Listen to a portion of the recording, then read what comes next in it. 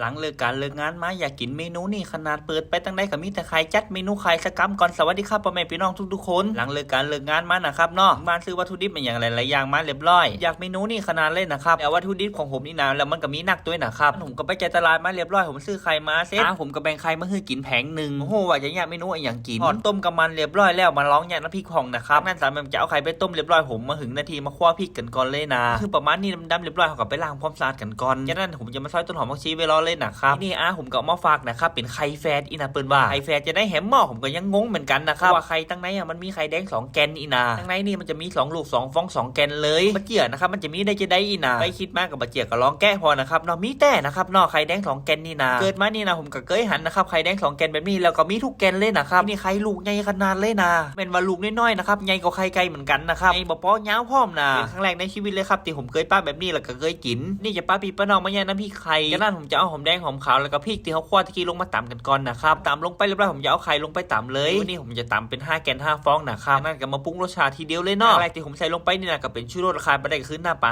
5หลังจากใส่หน้าปลา5ลงไปเสร็จเรียบร้อยหลังจากนั้นจะใจซาโคกเฮาหนูนิดประมาณนี้เลยนะครับไม่ต้องตามให้มันแหลวเด้อถ้าแหลวมันก็จะบะล้ำนะมือโคกโลเคเล็กประมาณนี้กับป้อนนะครับหลังจากนั้นผมจะใจปากก้นให้มันเข้ากันเห็มรอบนึงใส่เครื่องปรุงลงไปตะกี้กว่ามันค่อนก้นนะครับประมาณนี้แหละครับหลังจากนั้นผมจะใส่ต้นหอมผักชีลงไปเลยไม่ว่าเมนูใครนี่ก็เด็ดเหมือนกันเด้อเมนูนี้ต้องเป็นสิ้นเดือนตอนนั้นนะครับเนาะสั้นกับประมาณนี้เลยนะครับน้ำพริกไข่นี่นาเอาไปอยากไปแปลงเขาเด้อเมนูนี่นาเน็ตขนาดครับเมนูสุดประหยัดขนาดเลยนะเมนูอิ่มต้องสบายใจกับป้อนแล้วครับเนาะอิ่มจังตังอยู่ครบเมนูนี่นะนี่ผมก็กินกับมะเขือมื่นตัวเนาะที่ว่าผมมาได้เก็บนะครับพอเท่าผมเก็บพอเท่าผมก็นึ่งไปรอเลยไม่ว่ามีทั้งอ่อนมีทั้งนุ่มแต่ผมก็ขี้อยู่ในใจนะครับทำไมต้องเก็บอันแก่มานึ่งแบบนี้โอ้โหมันกินได้นะครับเนาะแม่ก็บอกว่ามันกินเม็ดตั้งไหนได้มันล้ำดีลองกินไปเลยกินมาเข้าท่าเหมือนกันนะครับเม็ดแกงแบบนี้กระเจี๊ยบหรือมะเขือมื่นแบบนี้นะครับถ้ามันแกงมากินแบบนี้เหมาะเหมือนกันนะครับสาวแม่นี่ก็ห้องมาทัวเละอีนะผมนี่ห้องมะเขือมื่นภาษากลางห้องกระเจี๊ยบเขียวเลิกการเลิกงานมากับประมาณนี้เลยนะครับเนาะบ้านก็แยกกับข้าวกับปลากินเจ้ามาก็แยกกับข้าวกับปลาแล้วก็ไปทำงานนะครับชีวิตโรงงานก็วนเวียนไปประมาณนี้นะครับว่าสนุกก็ครับการใช้ชีวิตแบบนี้ก็สนุกดีนะครับเนาะมันมีตั้งใจ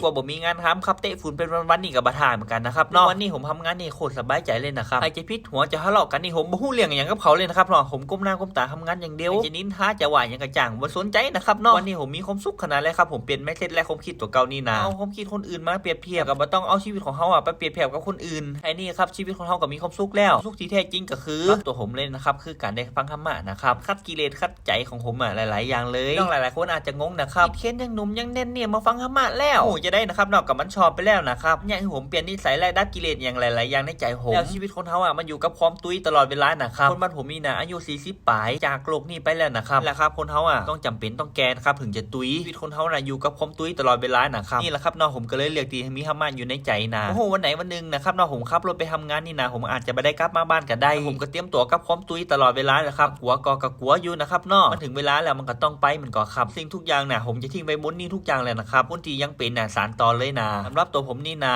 ต้องเป็นห่วงอย่างผมแล้วครับผมหูหนทางที่ผมต้องไปแน่นอนแล้วก็จะมีพี่น้องหลายๆคนนะครับที่เค้นจะไปOGEเดี๋ยวมันจะเป็นล้านสำหรับตัวผมนี่นะผมเตรียมพร้อมตลอดเวลาอยู่แล้วนะครับ